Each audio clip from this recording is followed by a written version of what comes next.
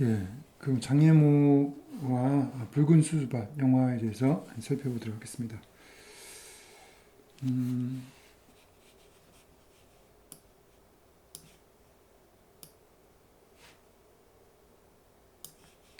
장애모는 이제 1984년도에 첸카이거 영화 황토지의 촬영 감독을 맡았다고 합니다. 촬영 감독 출신이에요. 그리고 86년도에 또 이 늙은 우물이라는 영화에 주연을 받아서 남자 우수상 후보자로서 이름을 올리기도 했대요. 그러니까 이제 이 배우기도 하고 그리고 또 이제 87년도에 본인의 영화 붉은 수수밭을 통해서 베를린 영화제 금곤상을 수상을 합니다. 그러니까 굉장히 이제 능력이 이제 탁월한 감독이죠.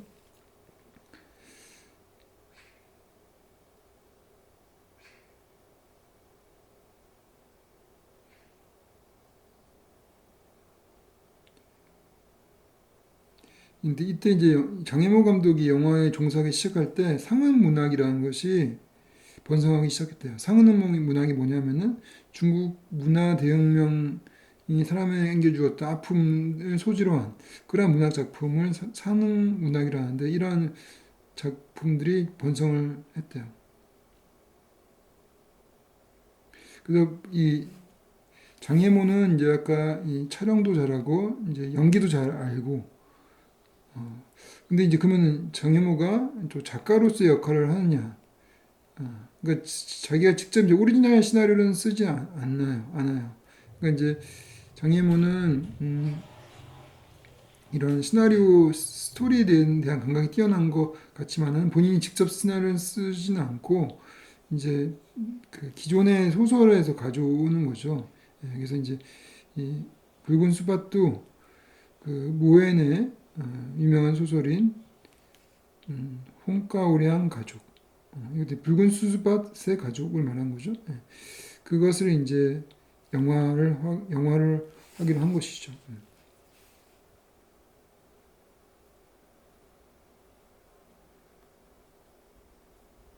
그래서 붉은 수수는 이제 이 소설에도 그렇게 나와요. 예. 붉은 수수는 땅에 뿌리를 내리고 바람 속에 자유롭게 뻗어나가는 것을 볼 때 어떤 불굴의 정신, 자유롭고 완강한 생명력을 상징한다라고 보죠. 예. 그렇게. 그래서 이제 농촌의 할아버지 할머니 이게 이제 그 주인공 우리 주인공의 그런 이 공리하고 그 공리죠. 예. 그 할아버지를 상징하는 것은 바로 붉은 수수의 정신을 가진 대표적인 청년 남녀이죠. 그죠? 붉은 수수는 그런 강인한 그런 청년 남녀를 상징한다. 그런 생명력을 상징한다. 근데 이들은 인습에 사로잡히지 않고 자유롭고 그렇죠. 그런 관습에서도 벗어나 있고 그런 생명의 즐거움, 활력이 인간의 가장 본질적인 것이다. 라고 이제 보는 거죠. 그래서 장님은 나는 작가가 아니라 감독이다. 나의 강점은 화면으로 이야기를 하는 것이 이어서 좋은 이야기를 선택해야 한다. 그러니까 본인이 이제 작가는 아니라고 했어요. 그렇기 때문에 자기는 이미 남이 만들어 놓은 좋은 얘기를 선택하는 것이다. 근데 그런 면이 좀, 그렇죠. 우리 그 봉준호 감독이나 또 뭐 다르된 형제라든지 그러한 이제 유명한 감독들과 좀 다른 차이죠. 보통 이제 우리가 유명한 감독들이라고 하면 이제 작가라고 하죠, 작가. 그들이 직접 시나리오를 쓰기 때문에. 근데 이제 장혜모는 작가는 아니에요. 직접 자기가 쓰진 않아요.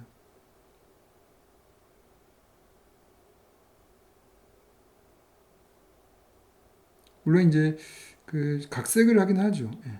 복잡한 것을 피하고 간략하게 어떤 각색을 하죠. 장명호가 이제 자신의 그런 데뷔작 붉은 수수밭에 진열할 요건으로 강렬한 생명 의식을 말했대요. 그러니까 이거는 이제 작가가 추구했던 것이죠. 강렬한 생명 의식. 그리고 이것은 이제 또 그 당시 1920 중반에 중국 대륙 열풍과 같이 몰아쳤던 뿌리찾기라는 그런 문화와 연결된다는 것이죠. 그러니까 민족적 생명력의 뿌리를 찾는 당시 개혁 개방의 의식과 관습에 저해되는 부분들을 제거하고 새롭게 민족 정신과 문화 심리 구조를 제거한다는 특징을 지니고 있다는 것이죠. 재건이 잘못 썼어요. 재건. 그러니까 새롭게 기존의 어떤 의식과 관습을 저해되는 부분들을 제거하고 새롭게 민족 정신과 문화 심리 구조를 재건한다는 특징을 가지고 있다.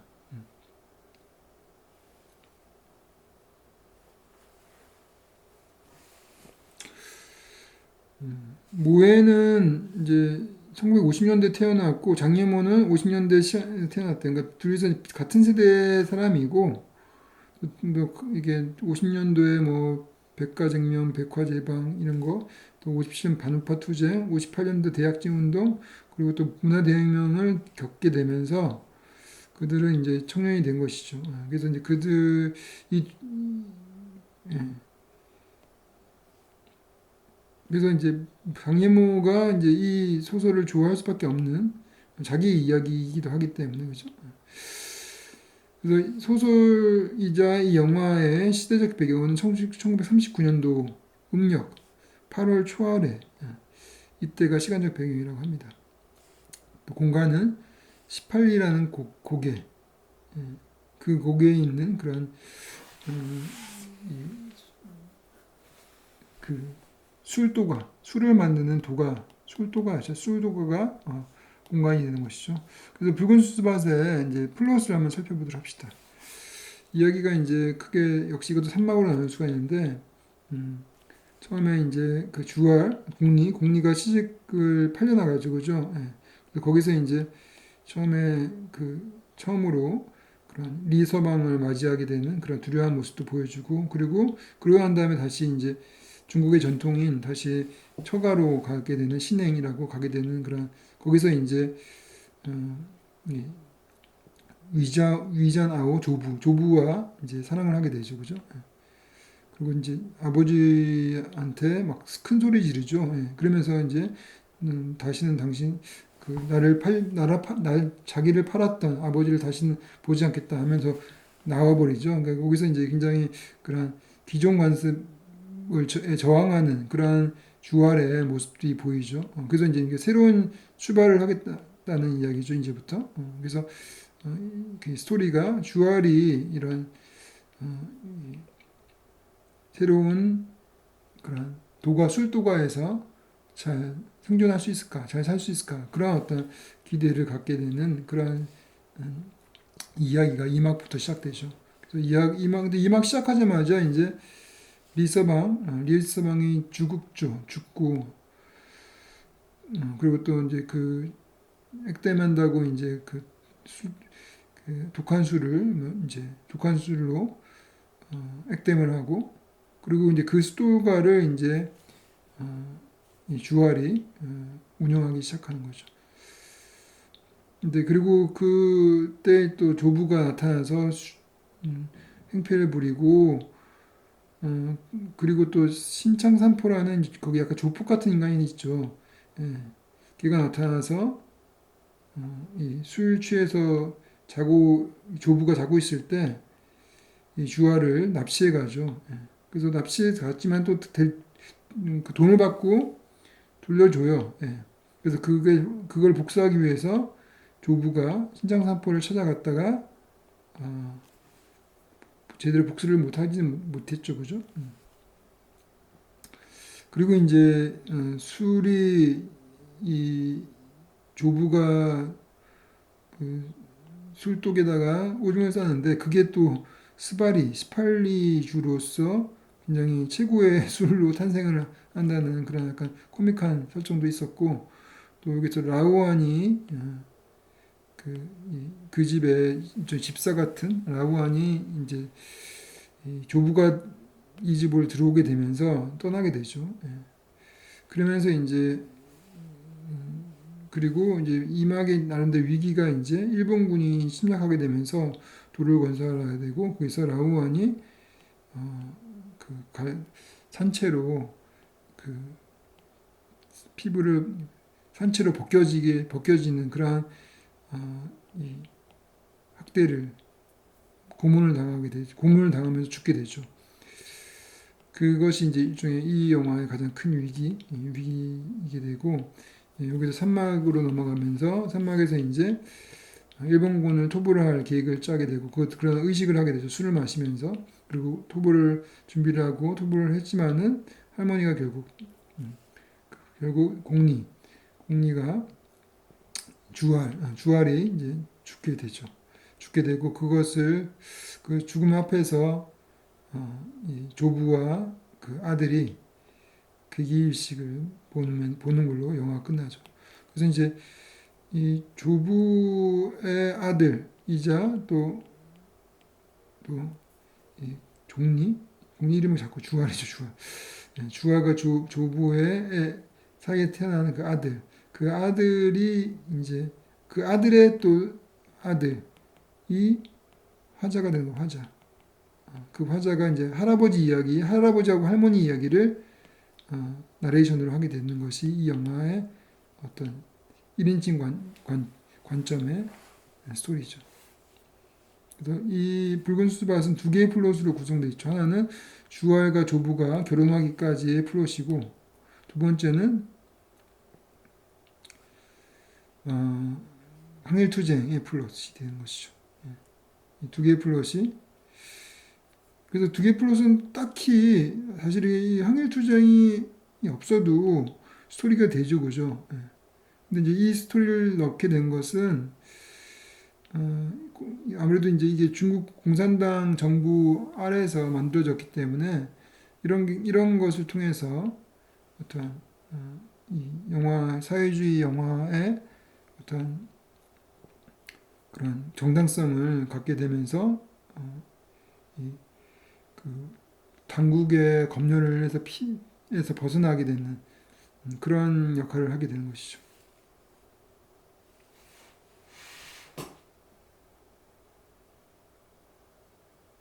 그리고 이 영화는 이런 이 국어적인 메시지보다 영상적인 그런 메시지가 굉장히 강하게 드러나죠. 그러니까 이제 그런 장예모의 어떤 영상을 통한 스토리텔링 이런 것이 굉장히 강조되고 있죠. 그리고 이 두 개의 플롯은 인관계가 없이 이어지는 것처럼 보이기도 해요. 그죠? 이런 측면은 검열을 고려하지 않을 수밖에 없는 영화인의 상징적 한계로 볼 수 있는 것이죠. 그래서 그 완성도 있는 작품을 볼 때는 격이 떨어질 수밖에 없는 요인으로 작용한다. 그죠? 그러니까 사실 이 항일투쟁은 갑자기 좀 뜬금없이 뒤에 항일투쟁이 나온 그러한 격이에요. 그러니까 여기서까지 완전히 딴 이야기였다가, 그죠? 여기서 그 전에 한 번도 일본군이 그 전에 뭐 1막에 나타나지도 않고 2막에도 없고 갑자기 이 2막 마지막에 일종의 위기를 조성하기 위해서 등장했다는 것은 좀 인위적인 설정 같이 느껴져요. 그래서 전체 스토리의 완결성으로 봤을 때 이 부분이 굉장히 좀 툭 튀어나오게 합니다. 이게 없어도 사실 되는 그런 스토리잖아요. 그죠? 근데 여튼간에 이들이 마지막에 어떤 그런 비극으로 끝나게 되는 것이 이런 일본의 그런 그 학살에 대한 복수로서 마지막에 비극적인 결말이 일어나죠. 그러니까 이 부분이 앞부분에 좀 심어졌어야 돼요. 일본군에 대한 것이. 근데 앞부분에서는 뭐 행패 부리고 하는 것이 뭐 신장 삼포가 나온다든지 이런 게 있었는데 차라리 여기서 신행하기 전에 처음에 이제 또 강도가 나타나잖아요. 차라리 이 강도가 그 동네 강도가 아니라 차라리 뭐 일본하고 연결돼 있다든지 일본 군인이라든지 뭐 이런 거였으면 이제 뭐 앞부분에 심어진 게 좀 있었는데 갑자기 이게 또 나타난다는 부분이 좀 생뚱맞습니다. 실제로는. 그래서 그런 면에서 이렇게 완성도가 완성도 있는 작품으로서 격이 떨어진다. 이렇게 또 해석할 수 있을 것 같아요. 그렇지만 하여튼 이 영화는 이 이야기 구조로 플롯으로 봤을 때는 기존의 영화의 그런 그 기존 영화라는 거는 대부분 이제 고전 소설을 말하죠. 그러니까 뻔한 고전 서사. 뻔한 고전 소설이라는 거는 이런 이 주인공과 주인공이 선이고 선악구도죠, 선악구도. 그리고 이제 적이 악이죠, 그죠? 그런 이런 뚜렷한 선악구도의 영화인데 이 영화는 물론 뒤에 이제 이런 일본 제국주의가 절대 악으로 나오긴 하지만은 그 전까지는 특별하게 주인공에게 어떤 절대 악이 없어요. 그러니까 이제 여기 조폭 같은 인간으로 나온 여기 신창산포도 알고 보면은 그렇게 의리가 없는 그런 인간 아니었죠. 나중에 이제 그 조부를 살려주죠, 그죠? 예, 살려주는 걸 볼 때 의리가 좀 있어요. 그래서 그도 이제 일종의 그 공간 속에서 나름대로 자기 역할을 하고 있고 또 마지막에는 또 항일의 어떤 투사로서 또 나오기도 하죠. 예, 그렇게 봤을 때는 이 영화 속에서 이렇게 기존 서사에 있어서 고전 서사처럼 이 단순한 이런 선악간의 대립 그리고 또 그 주제로 봤을 때 권성진악 같은 그런 스토리를 가지고 있는 스테레오타입한 그런 뻔한 영화는 아니라는 것이죠. 그리고 뻔한 영화는 대부분 그런 뻔한 단순한 인물이 나오고 여기서 그 인물이라는 것들은 단순하지가 않죠. 예, 그리고 아까 그 조폭도 그렇게 단순하지 않고 거기 나온 인물들도 다 나름대로 자기의 어떤 사정들이 있고 자기의 어떤 행동들을 하죠. 그리고 기존의 어떤 고전 소설들은 그런 그 어떤 연극같이 대사 위주로 그렇게 전달을 많이 했다고 하면은 그러한 이전의 중국 영화와는 판이하게 다르게 이 영화는 시각적으로 말이 그렇게 많지가 않죠. 그런 시각적으로 드러내고 또 그런 명확한 대립 구조가 없이 그런 대립 구조로 구축된 이야기 구조가 와해시키는 거죠. 그래서 그런 창작의 그런 다양성을 추구했다는 것이죠. 그런 면에서 이 영화는 기존 영화와 많이 다른 그런 약간 거치기는 했지만은 실제의 인물과 가까운 그런 인물들이 나오죠. 그죠? 그러니까 상대적인 거죠. 그런 악이라는 것이 상대적이고 어느 하나가 강한 그런 절대 어떤 악이 그 중국 그 공간 그 마을에서는 없었던 것이고 대신 외부에서 침략한 그러한 일본 군대는 사실 이 영화 속에서는 완전히 악마같이 나오긴 했었죠. 그죠? 근데 이 영화 굳이 처음부터 끝까지 일종의 그런 악마 같은 일본군에 대한 그러한 저항으로서의 영화는 아니었죠. 그죠? 일종의 이제 그들의 삶, 그런 어떤 생명력 있는 삶을 보여주는 영화이고 거기서 이제 그들의 어떤 비극을 드러내기 위해서 마지막 죽음을 드러내기 위해서 일본 군대가 일종의 동원됐다고 볼 수가 있는 것이죠.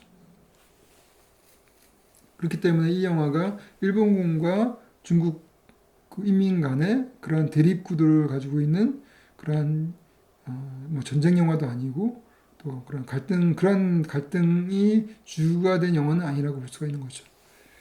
이 영화의 주는 여튼간에 그런 그 인물 그 주인공들의 그런 농민들의 그런 그 생명력 그들의 어떤 삶의 어떤 강인한 삶의 모습 이런 것이 이제 주제가 되는 것이죠. 그래서 지금부터 이제 그 붉은 수수밭의 미장센과 몽타주를 좀 살펴보도록 합시다. 그래서 지금 요거는 이제 어떤 한 논문에서 가져온 그 내용들인데 그 논문의 저자는 이 붉은 수수밭의 몽타주를 도의 몽타주라고 또 얘기를 합니다. 그래서 그거를 좀 우리가 이게 무엇인지 살펴보도록 합시다. 주알이 이제 혼례 후 풍습에 따라서 친정 나들이를 가는 장면에서 이렇게 광대한 대지와 빈 공간의 모습이 이렇게 보여지죠, 그죠? 예. 그리고 이제 인간의 모습은 이제 굉장히 작게 나오거나 아예 안 나오거나 이렇게 해가지고 그죠? 예. 이 장면은 돼지가 의도적으로 화면의 3분의 1 지점, 3분의 1 지점에 3분의 1 지점에 돼지가 있죠, 그죠? 그리고 하늘과 맞닿아 있죠, 그죠? 저 멀리 낮게 뒤어진 산의 모습도 보이고 돼지와 산 그리고 하늘의 상과 맞닿아 있는 것을 표현하고 그래서 인간의 형체는 작은 모습으로 그려진다 이렇게 돼 있죠, 그죠? 그래서 어떤 자연, 이 영화에서 자연이라는 것은 굉장히 자연이 대자연이라는 것이 굉장히 이 영화의 그러니까 인간이 주인공이지만은 인간이 중심인 그러한 공간은 아니죠. 대자연이 더 크게 나오는 거죠. 대자연이 더 크게 나오고 인간은 그 속에 하나의 자연의 일부로서 나온다는 것이죠. 그런 면에서 그 서구 영화와 다른 그런 몽타주, 그런 미장센을 보여주고 있어요. 그리고 또 이 미장센도 이제 여기서 이 샷에서 이 샷으로 이렇게 화면이 진행이 됩니다. 갑자기. 그래서 점프컷이 일종의 점프컷이 되는데 이것을 꼭 점프컷이라고 볼 수도 없어요, 사실은. 여기서 이렇게 컷되는 것은. 여튼간에 이 컷을 이제 이 지금 논문의 작가는 이렇게 또 얘기를 하고 있습니다. 특히 여기서 이제 이렇게 나귀를 타고 가는 이런 그 공리의 모습을 주알이라는 이름이 계속적으로 머릿속에서 입에 안 들어오네요. 주알하고 공리하고 너무 다르게 느껴지나 봐요. 주알이 주인공인데 하여튼간에 주알이 지금 나귀를 타고 이렇게 가고 있는 것이 마치 이제 조들체득한 자만이 느끼는 어떤 장자의 소유욕 정신을 보인다 이렇게 돼 있어요. 소유유라는 것은 이제 거닐면서 즐기는 그런 정신이죠. 그래서 이 모습이 마치 나귀 한 마리의 딸을 팔아먹는 부모, 그리고 문둥이 남자가 돈을 주고 여자를 사는 그런 봉건적인 유습에서 벗어나려고 하는 주알의 자유의지를 강조를 하고 있다고 합니다.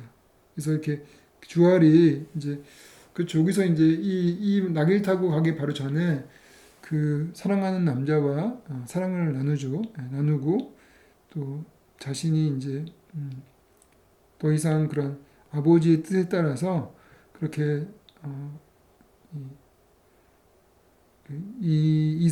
이서방에게 자신 사랑을 절대 주지 않겠다. 나의 사랑은 내가 사랑하는 사람한테 주겠다. 이런 의지, 그런 의지를 가지고 있죠. 그리고 이제 자신의 친정으로 이렇게 돌아가는 그러한 모습이 유유하게 그렇게 소유하면서 즐기는 자유의 경지를 표현하고 있다고 합니다. 그래서 여기서 역광으로 촬영되는데 이 태양광선은 충분한 에너지, 이게 이제 기로 보는 거예요, 기. 동양의 어떤 기다. 기를 보여준다라고 이제 그렇게 또 해석을 했어요. 그리고 이제 하여튼 이게 이제 이 영화가 중국 영화, 그리고 또 이제 서구 영화와 다른 그런 어떤 미장센을 확실히 보여준다는 이야기죠. 그런 면을 이제 마치 동양화와 연결시켰어, 동양화. 그러니까 동양화를 보게 되면은 동양화에서 중요한 것은 하나의 기가 관통을 하는 거예요. 그 그림 속에. 그래서 어떤 물상을 관통하는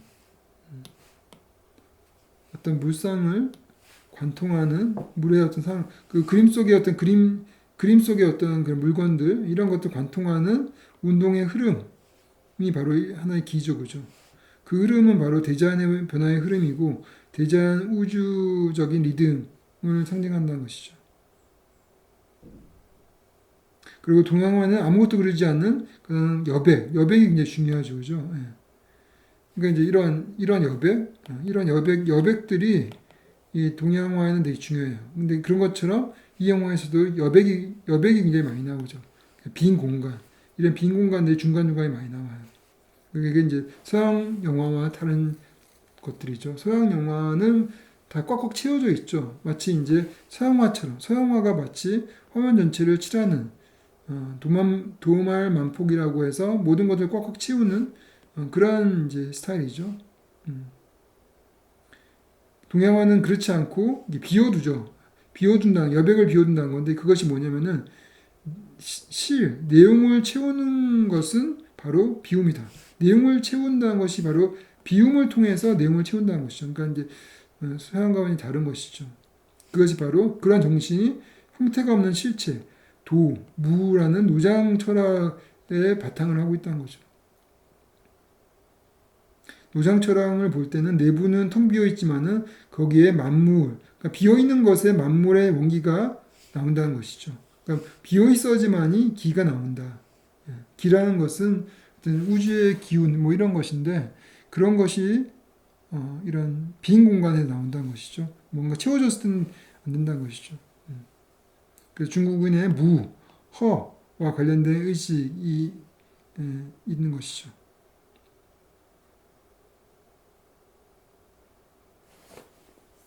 그리고 또 이제 이거는 이제 굉장히 강렬하죠. 이게 붉은색에서 파란색으로 확 전환이 되는데 이 샷 다음에 이 샷이 나와요. 이거는 이제 어떤 샷이냐면은 주알이 이제 처음에 신방에 들어가가지고 그 리서방을 이제 기다리는 그래서 불안해하는 그러한 모습이고 그리고 그 샷 다음에 곧바로 이 샷이 나옵니다. 이러한 어떤 달을 촬영한 샷. 그러니까 이러한 신혼 초화의 어떤 샷에서 달의 샷으로 화면 전환은 시간 경과를 의미하기도 하지만은 일종의 달의 변화를 통해서 우주의 운행. 그러니까 인간의 삶이라는 것이 우주의 운행에 종속되어 있다.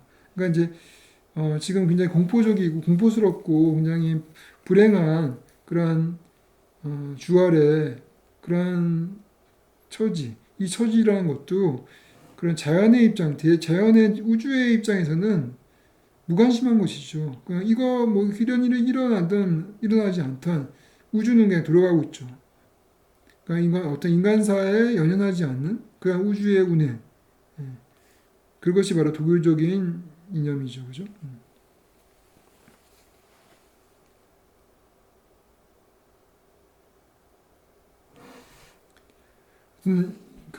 이런 결국은 어떤 상황이든 인간은 이런 우주의 운행 속에 들어있다는 것이죠. 들어있다는 것이죠. 이런 모습이 결국은 이런 모습도 결국은 우주의 어떤 그 생성과 소멸의 흐름 속에서 그냥 묻혀 들어가는 그런 하나의 사건일 뿐이죠. 서양인들은 이제 어떤 불변함 그리고 어떤 그 영속성을 추구하죠. 절대성 이런 걸 한다고 하면은 동양 같은 경우는 변화를 고정된 어떤 고정된 어떤 영속성이 아니라 모든 것이 변화한다는 그런 변화를 믿죠. 변화. 그래서 음양의 상호 순환에 의해서 만물이 생성하고 소멸한다는 이것을 믿는 거죠. 그러니까 서양이 어떤 그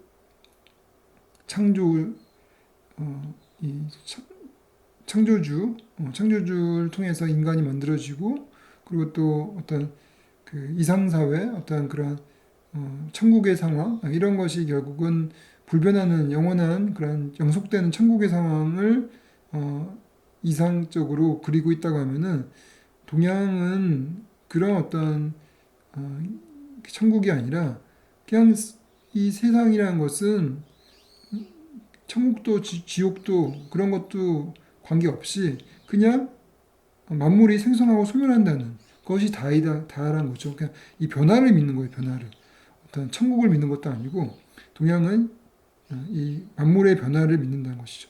그것이 바로 도의 관념. 그것이 이제 동양이 아니라 이제 일종의 그런 도교의 사상이에요. 도교 사상. 자연을 중심으로 두는 도교 사상. 인간의 승로명사가 바로 이 도의 운행 과정의 한 모습일 뿐이다. 그죠? 이런 것들도 다 도의 이 자연의 운행 과정의 한 모습일 뿐이다라고 보는 거죠. 그래서 삶에 대해서 수완적이고 관조적인 시선으로 바라보게 되는 것이죠. 그래서 이제 이 붉은 수수밭의 시간적인 배경도 단지 이 주알의 사건으로 보지 않고 이래 3대에 걸친 인간사로 보는 것이죠. 그리고 인간사를 하나의 도의 운행 법칙. 그래서 주알이 죽었어도 주알의 아들이 있고 그 아들이 또 죽어서 또 그 아들이 낳아서 그 아들이 할머니를 이기하는 할머니 할아버지를 이기하는 그런 스토리잖아요. 3대에 걸친 스토리. 그것이 이제 하나 인간사도 그냥 도의 운행 법칙으로 본 것이죠. 그러니까 주알이 죽었다고 이게 스토리는 끝나더라도 그게 끝이 아니라는 것이죠. 결국은 이러한 계속 이어지는 죽음과 탄생, 죽음과 탄생, 죽음과 탄생, 죽음과 탄생 이런 식으로 끊임없이 이어지는 도의 운행 법칙, 또 우주의 운행 법칙으로 보는 것이죠. 이것이 바로 삶과 죽음의 순환을 뜻하는 동양의 이론론. 동양의 어떤 그 세계관이라는 것은 그냥 삶과 죽음의 순환이라고 보는 것이죠. 그리고 윤회적이고 순환적인 그런 세계. 이런 거는 이제 불교에도 나타나고 힌두교에도 나타나고 윤회 개념에서 나타나게 되는 거죠. 도교에도 있지만은 중국인 또 한국인도 마찬가지죠. 우주의 발생이란 우리가 보는 물리적 환경이나 물체, 즉 만물의 창조를 의미하지 않는 것이죠. 서양에서는 이제 마치 신이 만물을 창조한 것처럼 보이고 그 신의 어떠한 신을 닮은 인간이 그 우주의 중심으로 보지만은 이 동양은 인간을 우주의 중심으로 보지도 않죠. 그런 세계는 그냥 끊임없이 변화하는 그런 어떤 객형, 원래 있는 그대로의 어떤 형태일 뿐이다라고 하는 것이죠. 사물의 어떤 형태일 뿐이죠. 그래서 이제 그런 철학, 그런 어떤 세계관을 통해서 이 마지막 장면을 우리는 이해를 할 수 있어요. 사실 이제 이 마지막 장면은 사실은 그런 세계관이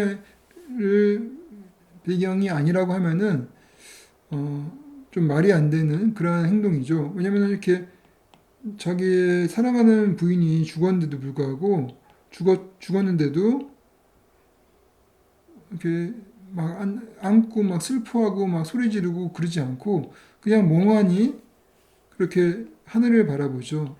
멍하니 하늘을 바라봅니다. 그게 이제 어떻게 해석을 할 수 있냐면은 주알이 죽은 후 붉게 물든 수수밭과 하늘을 배경으로 말없이 조부가 서 있죠. 이것이 바로 도에서 얘기하는 삶에 대한 관주. 그러니까 그렇게 슬퍼하지 않는다는 거죠. 왜냐하면은 모든 사람이 자연의 일부로서 소멸하고 다시 태어나고 하기 때문에 그게 그렇게 슬픈 일이 아니라는 것이죠. 통상 아내가 죽었을 경우 눈물로서 슬픔을 표현했겠지만 그것이 이제 통상적인 드라마에 나오는 그런 행동이겠지만은 여기서의 조부의 모습은 물론 슬프겠지만은 눈물을 참으며 서 있는 조부의 모습은 어떤 우주적인 질서, 생로병사에 대한 인식 속에서 아내의 죽음을 바라보고 있는 것이죠. 그러니까 이제 그 슬픔을 극복을 하는 것이죠. 그런 식으로. 이런 것이 이제 관객에게 강렬한 감정을 불러일으키죠. 즉 주알이 죽었지만은 이거는 자연의 커다란 법칙에 따른 것, 소멸과 생성의 법칙을 따른 것이고 인간은 어쩔 수 없이 여기에 순종해야 된다는 것, 그것을 보여주는 것이죠. 그리고 본인도 이제 곧 죽을 것이라는 것을 알고 있는 것이죠. 주알과 양주적 일꾼들의 죽음은 죽음과 상관없이 그렇죠. 이들이 죽었지만은 여전히 자연은 계속적으로 무심하게 운행하고 있는 것이죠. 그 자기의 질서에 따라서 그러한 일시 현상은 자연의 냉정함을 드러낸다고 보는 거죠. 그래서 냉정함이라기 이거는 인간의 입장에서는 그런데 자연의 입장에서는 냉정함이 아니고 자연은 차라리 무심함이 더 나은 것 같아요. 그러니까 그런 마음이 없어요, 마음. 자연에는 그런 주관적인 마음이 없죠. 예. 그냥 흘러가는 뿐이죠.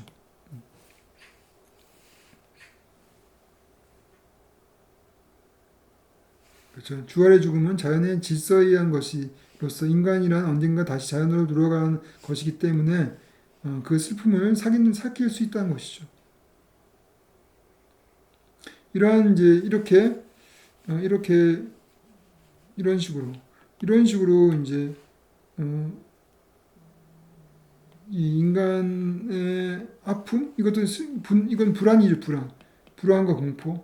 이런 인간의 불안 장면 다음에 무심한 자연을 보여준다거나 또 이러한 처참한 어떤 그 불행한 상황 다음에 이러한 일식을 보인다거나 그리고 빨갛게 물든 그 세계를 보여준다거나 이런 것이 일종의 이제 그 이 영화의 독특한 그런 몽타주라고 볼 수 있는 것이죠. 그게 바로 도의 몽타주라고 얘기하는 것 같아요. 도의 몽타주 기법. 그러니까 이제 신혼 초야의 두려움이나 주알과 양조꾼 일꾼의 죽음이 이 영화에서는 해와 달로 표시되는 자연스러운 시간의 흐름과 병치되어서 보여주고 있죠. 이것이 바로 도의 몽타주라고 할 수 있어요. 불안과 죽음의 슬픔, 그것을 병행한다는 이야기는 그 샷 바로 다음에 나오는 그런 무정한 자연이 서로 대조가 되죠, 그죠? 대조가 되면서 관객에게 강렬한 정서를 불러일으키죠, 그죠? 관객은 이 영화 보면서 막 울고 짜고 그러지 않죠. 저도 그렇고 아마 여러분들도 이 영화를 보게 되면서 막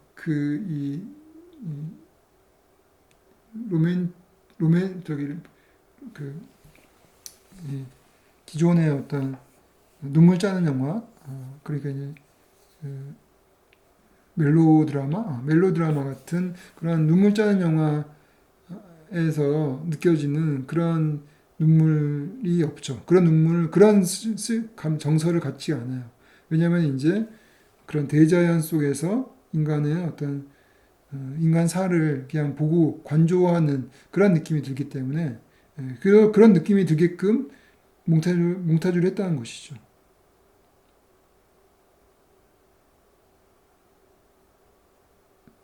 그래서 이 붉은색은 죽음을 또 여기서 의미하고 이 대조에 대한 편집과 더불어 죽음의 의미가 더 강렬하게 강화되고 있죠.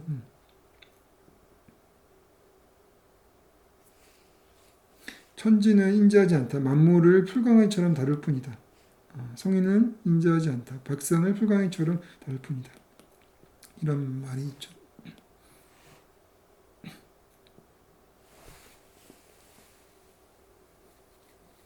그러니까 이제 그런 인간의 인간사에서 벗어난 그런 것이 바로 성인이고 또 천지이기도 하는 것이죠. 그러니까 이제 그 천지나 이 성인인 어떤 그 세계에 들어있냐면은 바로 그 자연의 세계에 있는 거죠. 자연의 세계. 그럼 자연의 세계라는 거는 누양 철학으로 봤을 때는 무의자연을 말해요. 무의자연. 무의라는 거는 인위적인 인간의 목적을 거부하고 자연의 질서에 따라서 삶을 살아가는 것, 이런 것이죠.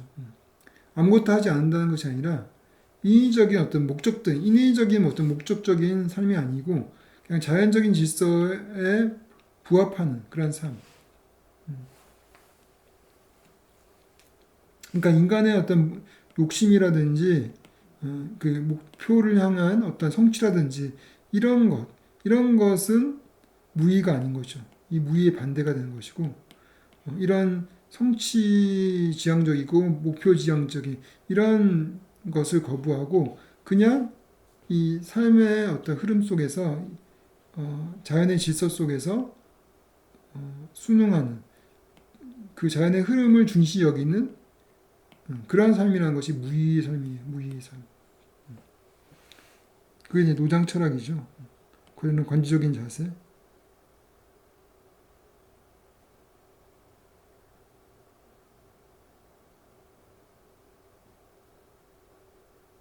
이 세상은 인간의 어떤 목적론적인 세계관에 의해서 움직이지 않는다는 것이죠.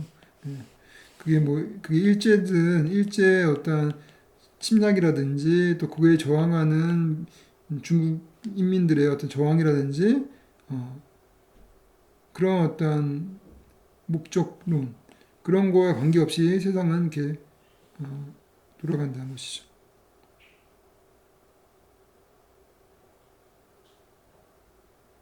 그래서 인류 역사는 항상 어떤 이념을 구현하기 위해서 수많은 전쟁을 일으키고 또 갈등을 하고 서로 죽이고 하는 그러한 세계를 도교는 비판을 해요.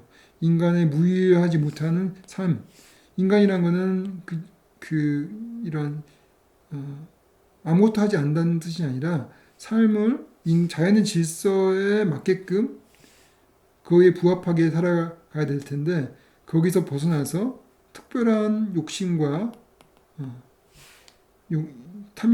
탐욕을 통해서 침략을 하고 서로 권력 쟁탈을 하고 이런 것을 비판하는 것이죠. 그런 인간 중심의 세계, 그게 인간 중심 세계죠. 내가 이 세계의 왕이다. 내가 이 우주의 질서를 지배한다라는 그런 인간 중심의 세계. 그래서 이제 그 제국주의자들이 다른 세계를 침탈을 해서 내가 왕이다. 그 모든 절대 권력을 누리죠. 예. 그러한 인간 중심의 세계, 그리고 자연을 파괴하고 인간을 파괴하는 그러한 당시 서구 제국주의들 그런 것이 바로 근대 이성에 나오는데 그 근대 이성 인간 중심으로 세계를 보는 그 세계를 인간이 정복하고 또 이상 사회라는 것은 인간이 만든 어떤 그러한 천국으로 보는 그러한 근대 이성 사회주의도 바로 그런 거죠. 사회주의도 근대 이성에서 나온 건데 사회주의도 인간 중심이고 인간이 일종의 이상사회를 만든다는 이상사회라는 프로젝트를 만든 것이 바로 사회주의거든요. 예. 근데 그 과정 속에서 수많은 이 이상사회를 만드는데 걸림돌이 되는 사람들을 다 죽여버리는 그런 또 아이러니한 폭력을 일으킨다는 것이죠. 그런 근대이성. 그런 거에 대한 비판이죠. 그래서 장예모는 영화 곳곳에 이러한 시각을 드러내고 있다.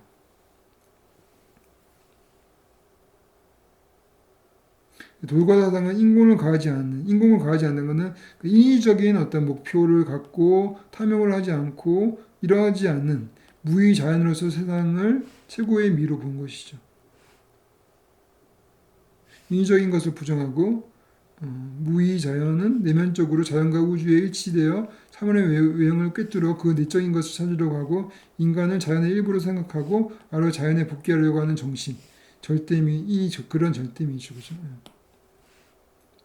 그런 것을 이제 이러한 화면을 통해서 그런 장대한 자연, 인간사에 무관한 그러한 자연의 어떤 그 섭리,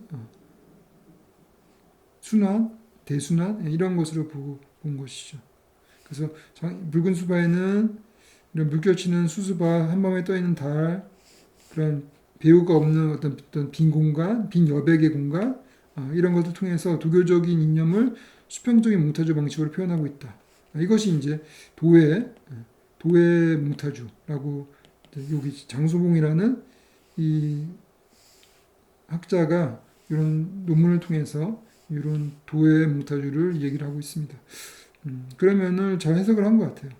이런 것이 이제 일종의 중국의 영화, 당시 중국 5세대 영화의 어떤 정체성을 드러낸다고 보고 중국 영화의 어떤 그런 차별화된 어떤 스타일을 만들었다는 것이죠.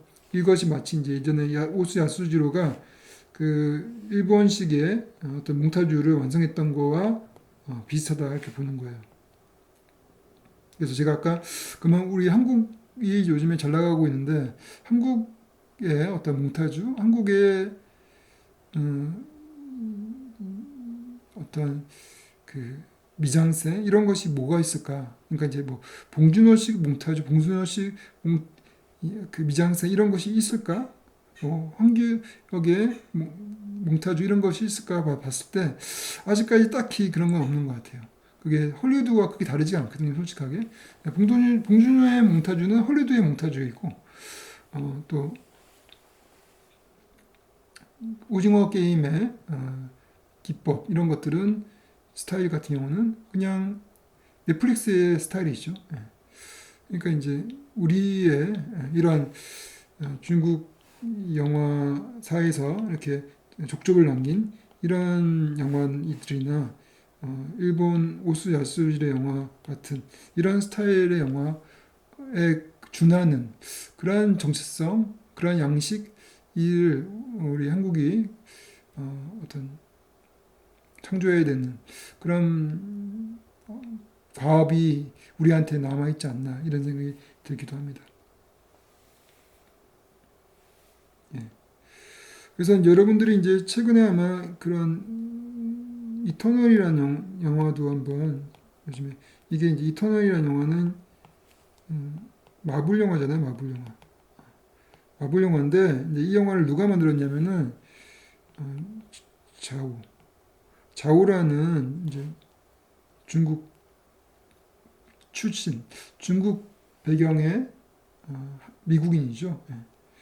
그 사람이 이제 여자 감독이죠. 여자 감독이 만든 영화죠, 이터널. 근데 이 자오 감독은 그 전에 작년에 이제 노매드랜드라는 영화로 아카데미 작품상과 아카데미 영화상 영화제에서 작품상과 감독상을 수상하죠. 대단한 감독이죠. 예. 근데 이 클로이 자오죠. 클로이 자오라 감독이 마블 영화를 연출을 했는데 이 이터널 영화가 대중들에게는 좀 외면을 받을 수 있죠. 왜냐면 이게 좀 특이해요, 영화가. 왜 특이하냐면은 이 세계관이 이러한 동양의 세계관을 가지고 있어요. 예. 기존에 이제 마블 영화의 그런 주인공들, 그의 세계관이란 거는 인간 중심이었어요, 인간 중심. 그래서 인간이 우주를 구원하는 그런 영화들이 많이 나왔죠, 그죠? 근데 이제 이터널에서의 인간이 중심이 아니에요. 이 영화에서는 역시 그런 순환하는 우주의 질서 속에서 인간은 언제든지 소멸하는 그런 존재로 나옵니다. 이 영화 속에서. 그리고 또 이 영화 속에서 주인공들은 그런 서양 백인들이 주인공이 아니죠. 다양한 인종들이 주인공으로 나오고 그들이 어떤 선악 대립이 뚜렷하지가 않아요. 선악 대립이 뚜렷하지 않고 각자가 나름대로 어떤 상대적인 상대성을 가지고 있어요. 그래서 누구든지 그 인물 중에서 상황에 따라서 선으로 될 수 있고 악이 될 수 있는 그런 상대성을 가지고 있고 그리고 그 처지에 따라서 누가 악해지기도 하고 누가 선해지기도 한다는 것이죠. 그런 영화예요. 그러니까 이제 그런 이분법적인 선과 악의 뚜렷한 이분법적인 대립을 통해서 영웅이 악을 이기고 악을 물리치고 우주를 구하는 그런 기존의 마블 영화와 완전히 다른 영화가 되는 것이죠. 인간은 보잘것없는 우주 속에서 소멸할 수 있는 존재로 나오고 그 속의 인간들도 이 선악 대립이 없이 그 흐름 속에서 자기 역할을 자기의 어떤 이유, 자기의 상황에 맞게끔 행동하는 때에 따라서 규합하기도 하고 때에 따라서 싸우기도 하고 하는 그런 인간의 모습, 실질적인 인간의 모습을 보여주고 있거든요. 그래서 이제 이 영화가 기존의 영화와 많이 다르기 때문에 그런 기존의 관습을 많이 파괴한 것이죠. 그래서 이제 그 기존의 관습에 속해 있는 대중들, 기존 관습에 익숙해 있던 대중들은 이터널을 별로 안 좋아할 수밖에 없는 상황이죠. 왜냐하면 익숙한 영화가 아니니까.